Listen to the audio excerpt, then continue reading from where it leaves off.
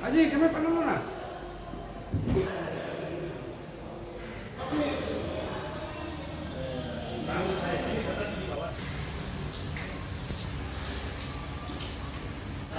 Saya sebagai jemaah akhirnya saya merasa tenang beribadah karena masjid ini istilahnya memperhatikan masalah kebersihan. Kita sebagai jemaah juga merasa senang beribadah atas adanya penyemprotan ini.